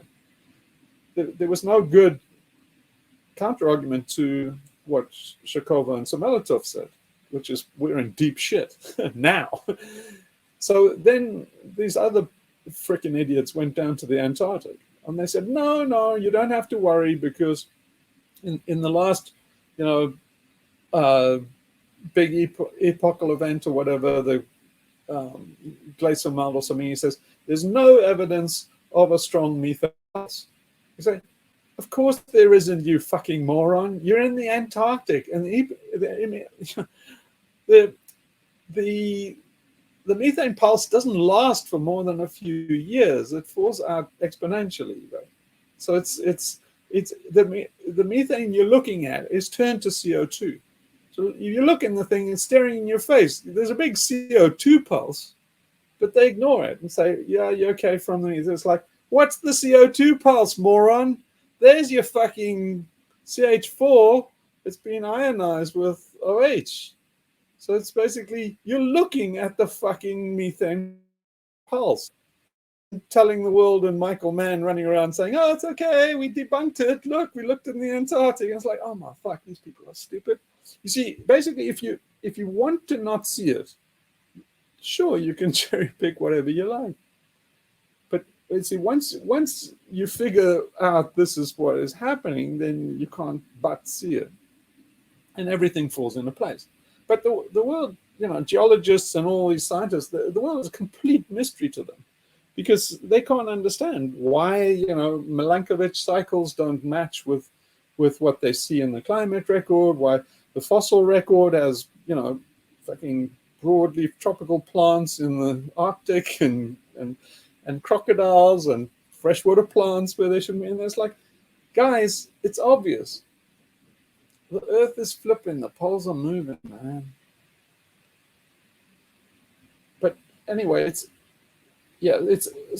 not mainstream, so you have to interpret all of the stuff they say. But yeah, I think we should go through these scenarios and see what other people think. I mean, try and think up what you would like to do. Like Pedro's thinking, like go underground, and we should look at it. We should look at it in depth. I'm just saying off the top of my head. It's like sounds like a nightmare. I mean, you've got to also survive earthquakes, right? And to me, have you been down a mine? If you're South African, you're likely to go down a mine.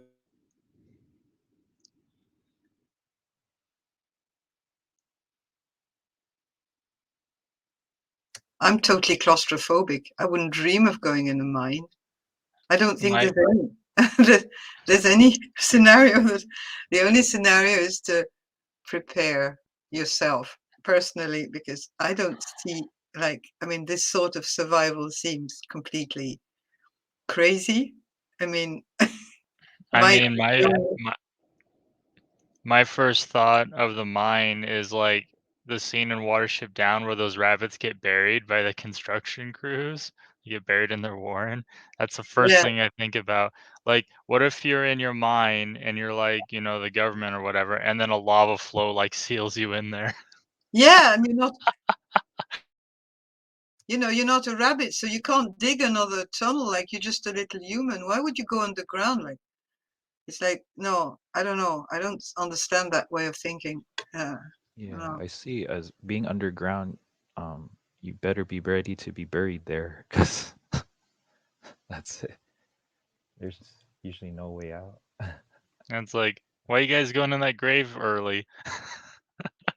Yeah, yeah, yeah. Exactly. Yeah, yeah.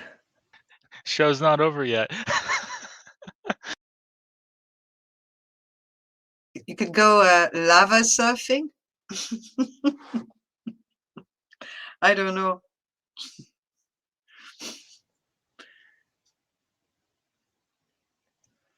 It's Yeah. totally impossible to imagine. It's totally impossible to even think in those terms. I just, it's too much for me to think about that.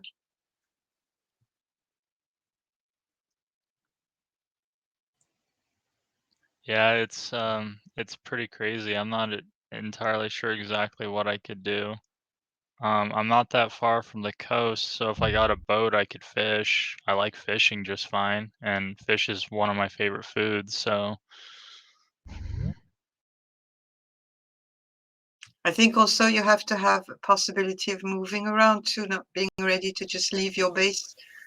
I think if something happens, even not the flipping, but you want to be prepared that you're not too attached to your base and that you can become mobile nomad if you need to. Um, Uh, you know. Yeah, I think it's really essential that you are able to move around. For COVID, I was able to dodge all of the COVID issues because I saw it going exponential, and I got out in time, and I got into China before they closed the borders. And there's been no problems. Everything's been open, no lockdowns, and I just planned it because I knew the government here would handle it, and the rest of the world wouldn't. So as they were diminishing, I was able to not be, or as the issues in China were bad and the rest of the world was fine, I wasn't in China. And then as it flipped, I flipped with it. And you just have to be ahead of the trend lines, and you can get ahead of a lot of stuff. And if we know more about what's coming, then we can you just have to be a little bit faster. And this is important for the managed extinction situation. So you have to be faster than the government. You have to know what the government is about to do and get out of the way. And the nice thing about a boat is that it's expensive for people to chase you. So if you have, if you're on land, you know, there's going to be a whole bunch of climate refugees coming around all over the place. And it's going to be a really unfortunate situation. But if you're on a boat, someone else needs a boat to chase you. And if you're faster in your boat, or if they need gasoline and you don't, then you're in a good situation, right? So I think it's I think you should try to be you should have different options. You should not stick to one. I think you should, even the idea when you said gasoline, suddenly I thought, no, that's not really the way to think about it, because that means that you're going to be stuck by something that will be probably restricted, or that well, would I be, said, and you don't, as in you'd be sailing, and they would need, if they had a gasoline only vessel, then they couldn't chase you. I mean, if yeah, gasoline I is know what you available. mean. But if you're not depending on that, and if your aims are small, let's say that you've got animal traction on land, or sail on sea, or you need to have options where you can get to sea, you can get to land, you can know, you have to explore where you are and how far you can go without depending on any technology, basically. And Yeah, I, I so think I yeah. think bicycles, horses, and boats are probably your best options. Yeah, but also a base, because you have to have that too. You can't just, you want to have to be able to move away to higher ground if needed, and come back. And there's all sorts of different. You should not be stuck in one thing. I think you need to have a mind that's adaptable, and that you're good at different things, but you're not attached too much to a place and to an outcome, and that that you could suddenly lose everything, and and that you're prepared to live with very little, and that you might have to go to high ground, come down to low ground, but not in a mine.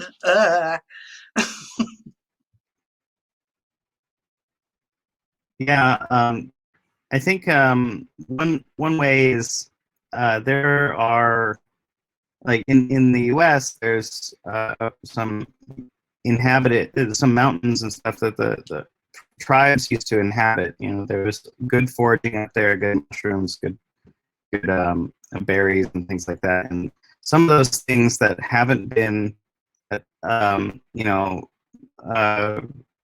fossil fuel agricultured may still exist, right? So there are, if you do know your environment, I think a good way is to go to what was the, are there any kind of indigenous knowledge about your environment that you can tap into? But don't forget that that could be completely changed. For example, what you were saying about the volcanic winter, or it could be much worse than that, because a lot of vegetation could suddenly go. So your ecosystem that you think that your indigenous people know could be totally devastated. Looks a bit like a nuclear winter or something. You could have suddenly. So it's you're back to again to a kind of a prepper survival type of reasoning. And I think the I first. don't I don't think there's anything wrong with prepping in that way, though, because you can't discount the fact that there will, I mean, you have to kind of, I mean, if you're going down this route, then you have to kind of prepare in some sort of way. And I would say the best way of preparing is, say, for example, today, I just signed up for an online elementary bushcraft course, which I've been meaning to do for years. And it's with a guy who I know is really good. And he had typically, of course, he had a discount, like all these, it's kind of not a Black Friday, so to speak, but he's got this course, and it's a distance learning one. I'm happy to post it, but it's got everything you need to know. You can do it in bite-sized chunks, take it over time, and it's all the kind of things like trapping, cutting tools, how to use knives and axes and saws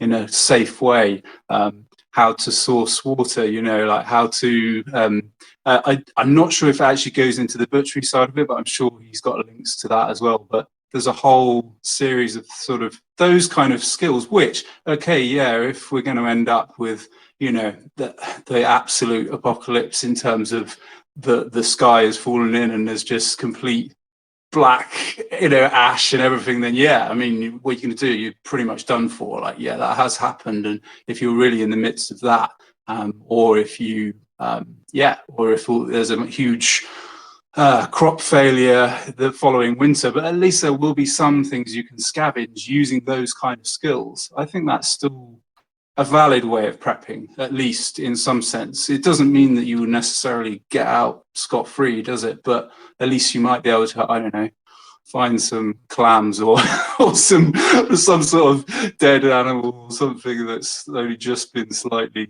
only just died or something. I don't know. Like, Yeah, I think there's something there, surely. I think to acquire skills that you have not been given anyway because of our society. So lots of people don't know how to build a fire or use an axe, and these things are very, very important. But what I was saying is that you have to be very flexible because as Hugh was saying, the scenarios are not written. We don't know anything. So you have to. We were saying when you were gone, Hugh, we were talking about where we should be, and we're saying, well, to be in different places, to be able to move. But at the same time, knowing that knowing where you are and knowing what's there, and being flexible, not being attached too much to a place, but at the same time, using a basic. For example, I'm near the sea. I know I can jump on a boat if I needed to, but I could also be on land. I could go up the hills. I'm just thinking in my small little universe. I don't think I'm going to run the other side of the earth to New Zealand or Greece to live on a boat at this stage of my life. But there's all sorts of different things that might happen, so you want to be prepared to all options. But first of all, you want to be prepared in your mind, and I think that's the most important thing. Well said. Yeah,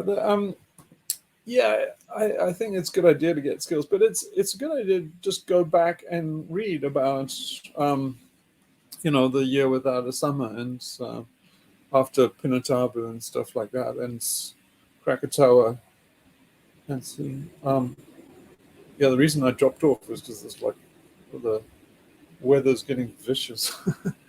So suddenly lost cell phone communication. How long was I gone for? I was talking there forever. About and then 5 minutes, maybe 10 minutes, maybe 5 minutes. You were gone. That's all. Oh wow! I was talking away. I didn't realize I was disconnected. It took me. Right. Well, we took over. Anyway, so we must think up those kind of things, and I think we must read up on them and then report back in terms of what people's theories are. Well, I had an interest in the past in that year because I went through it through paintings. I put a link in the comments because the paintings of Turner during that year were very interesting for the pigments and for the colors, how he rendered. But there was a famine. There was a big famine all over Europe. So every country, and that was just in the middle of the Napoleonic Wars, 1816. So it was just after Waterloo. So not only was Europe devastated by war and everything, but that winter came afterwards. So it left a terrible legacy all across this part of the world that I know. So I think it's if there is this sort of thing, famine is the number one thing. Yeah, the other thing, I remember I went to Iceland a few years ago, and there's a lot of history there back in the early settlers. That would have been the early medieval period, like after the 1000s, I think, or 900s, and they had some big volcanoes go off there, and it was absolute disaster. Yeah, a lot of them just poisoned by all the the mix of different chemicals from the volcano. So, but they did persist, which was interesting. But I think, like has been mentioned before, they went there as pastoralists, and then they found it was really hard work to get anything going there. Kind of interesting that they kept going back there. I guess because of that volcanology there, you do get fertile patches. But again, I mean, they went and chopped all the trees down. And it was very hard work. But yeah. The period in Victorian times, I mean, that led on to lots of Mary Shelley's work, didn't it? Was that after Krakatoa, wasn't it? They had several years that were, or Pinatubo, I can't remember one of those, in Asia, that huge volcano that went off. Mary Shelley traveled across Europe just during that catastrophe, just after the war had ended, when England had defeated Napoleon, and she saw the horrors, and I think that put her in the mind of writing Frankenstein. Yes, yeah, exactly. One thing that I would recommend folks do is setting up second residencies and passports. So if anyone has any questions on how to do that, please contact me, because I've been doing research on that for a long time. But I think residencies are a bit cheaper. You can, if you can show some income, sometimes you can get in to Mexico or some of these places that and get a permanent residence there without too much effort. And then you're allowed to be somewhere. So if a government hasn't collapsed, but the economy has, there's still ways in. And for example, if you are doing a boat strategy, like think about geographically which ones are going to be important for that, and get permanent residence there, where it's important to get that. So I'm going to Panama in a few days to pick up my permanent residence there, for example, because that's a geographically important region for boating. Yeah, that's a cool one. That's a very cool one. It's better than the Suez Canal at the moment. Yeah, the other thing is the opposite, is to find governments that collapse are liable to collapse early, because you also want to find a place where the government has collapsed. Yeah, I'm not excited about Somalia during the during the heat wave. Well, yeah, but think of it after. See, a lot of these places are going to be wiped out, but afterwards, you have to imagine they're going to be quite different. So, for example, take a really populated place like the Indian subcontinent. Now, I think it would be a nightmare to be anywhere in India after an event like that. But yeah, I mean, it's, wait a few decades and you might have a whole place to yourself. Yeah, maybe what's the Chernobyl might be a good place to go. Pretty depopulated. No, but it would be. No, don't joke. It's like the that wasn't a joke. Oh, okay. I thought you were being facetious. No, but there's a little old woman living there quite happily into her 90s and stuff. You see that radiation is very funny, because it's like being, almost literally shot with a bullet. There's all these ionic radiation is when you're shot with an alpha particle or something like that. It's like being shot with a bullet in terms of what it does to your DNA. But it can theoretically repair, just like you can recover from a bullet wound. So it's kind of like radiation is that if you take a big dose, it's kind of like getting hit 10 times with, wounded 10 times with a gun. And you probably wouldn't survive that. But if you got like shot once a year for 10 years, you might survive. So you see that the animals and stuff are thriving in Chernobyl, and they don't have two heads, and they're not all completely screwed up. But if you look at the South Sea Islanders in bikini and stuff, they're not in good shape. From an animal's perspective, it's way better to take the radiation than to be around humans. Yeah, for sure. And you see the thing is your reproductive fertility. So from an animal's point of view is, if you get like old age thyroid cancer or something, it's not a big deal for a wolf as long as they can procreate, right?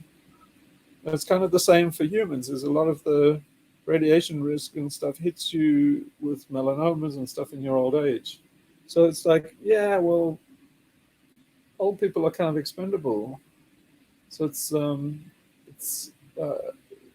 if you're young and fit and you make it through childhood leukemia and stuff like that, then you're good to go until maybe your 50s.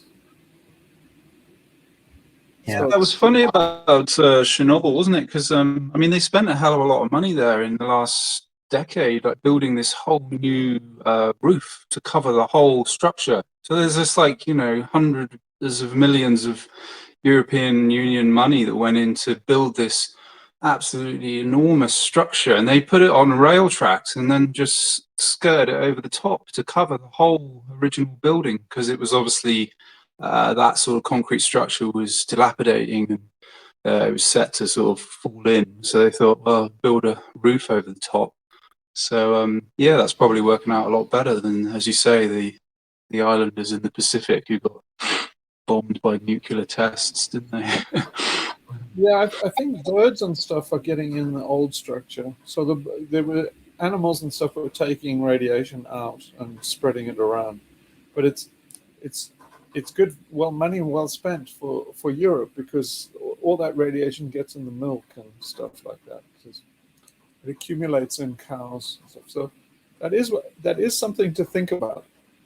Is if you intend to be a pastoralist and live off cows and stuff, you probably bioaccumulating cesium and radiation in milk. But you want to make sure that you're well away from a radiation zone. And if there's any kind of war, so if there's like a nuclear war and then you get a nuclear winter, you want to make sure you're well clear of fallout and stuff. You don't want to be living off stuff like milk or stuff when in that scenario. You'd be better off living off fish or something like that.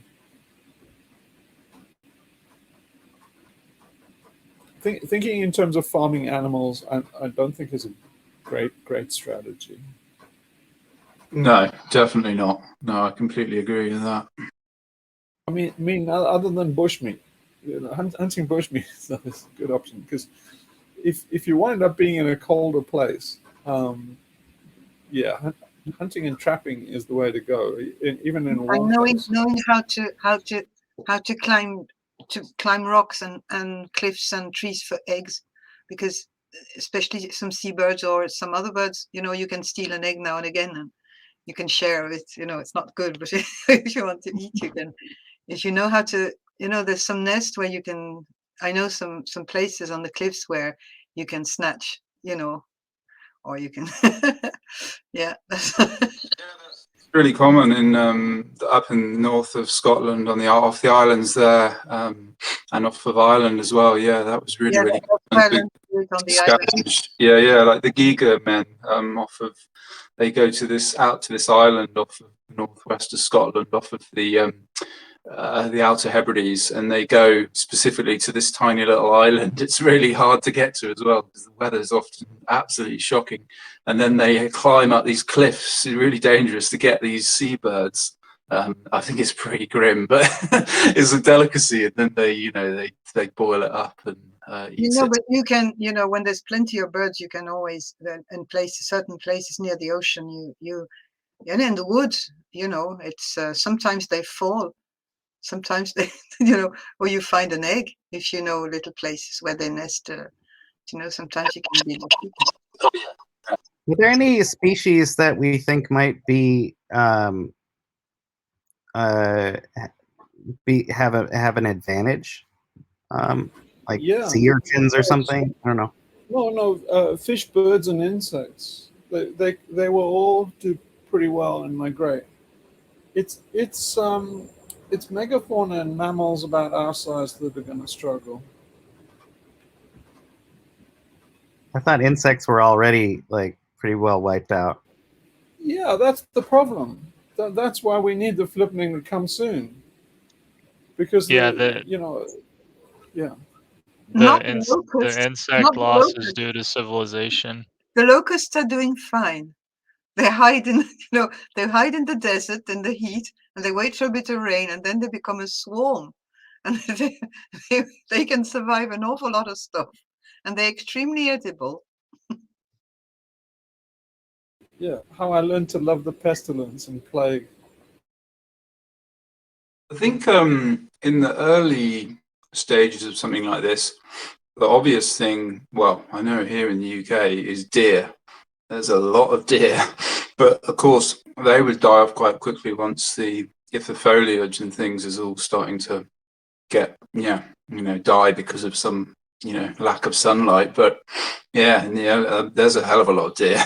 There's too many to kill. They're having. Well, I hate to say this, but one thing that's going to survive pretty well are pets.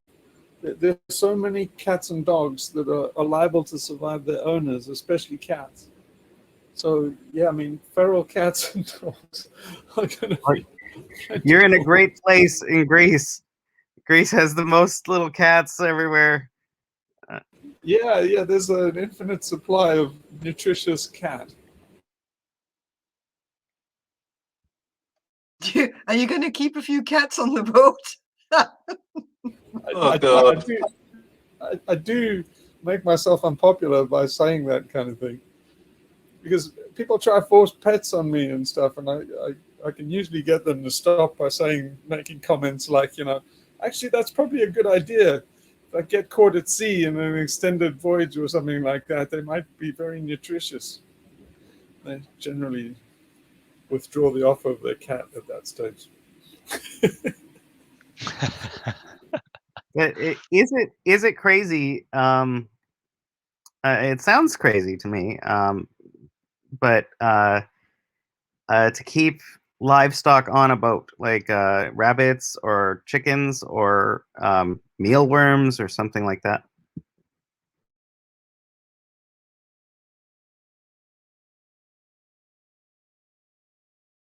No, not at all. That was how in days of old, when they were on voyages, they took loads of livestock, didn't they? The Vikings and the European explorers that went to the New World, they had lots of livestock, didn't they? And all sorts of birds and Noah with his ark. So you just muted, Hugh. Cut out for me this. You're breaking up, Hugh. We can't hear you.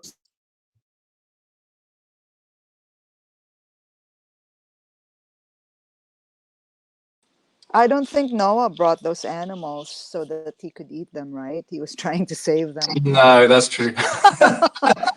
No, he brought the unicorns for food. You never know. The story could be totally wrong. That's true Maybe too. there was a delusion. He thought, how are we going to survive? So we take all these animals and, we can rewrite the Bible again. Major storm here, and it's like cutting everything out.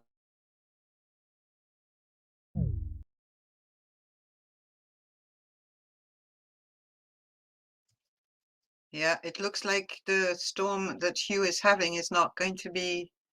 Anyway, the meeting has lasted 2 hours. And this morning, the meeting lasted 3 hours, guys. I just tell you. So Holy cow. I'm in overdose now. I just don't know how I'm still awake. So anyway. I don't watch movies anymore. I just listen to all these. I just view all these Sunday meetings. Same here, totally. I haven't watched a movie in ages. There's enough going on to keep you going, and you couldn't take more. With your eyes would get sore. Oh yeah, like I mean, occasionally with a friend I'll watch a movie, but I definitely don't touch TV because I feel like that literally destroys your ability to have your own dreams. So that might also help people who are gonna do the thing with the symbol. Oh, I don't have a TV. I threw mine away 15 years ago. I shoved it in a shed and never had a TV again. I know it does something to your dreams, doesn't it? So do phones. I'm sure that Elon Musk can insert some dreams. They'll have a premium where you don't have ads in them, but otherwise, I think he can give you your dreams with electrodes in the skull. Oh God, he's working on it. That's awful. He's working on it in my cartoon. So, guys, I think I'm going to have to drop off because there's a vicious storm, and I can't seem to keep connectivity, and there's like other alarming sounds and stuff going on around the boat. Like there's Oh, is that the same storm that we had coming down south now? It might be, yeah, across Europe. We had a really big storm coming down from the Arctic that hit the northeast of UK. It's pretty fun. It's coming down through the phone, through the phone, and Oh, I'm not sure. I'd need to look at the weather map. France. It's roaring out of the yeah, it's basically roaring around Sicily and then coming to Greece. But yeah, it's going to be for a few days, and it's freaking alarming. I tell you, it's like the dinghy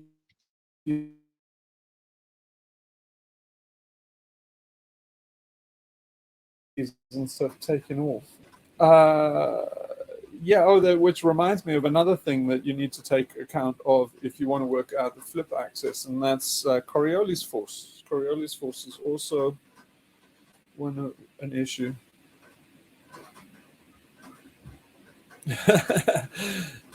Anyway, do you guys want to carry on without me, or do you want to end it now? I think it would be nice to end end it. now. Okay, nature is telling us if we have to stop. Yeah, and people wandering around outside looking alarmed. So I better just fall still quickly and then let's round it off. Okay.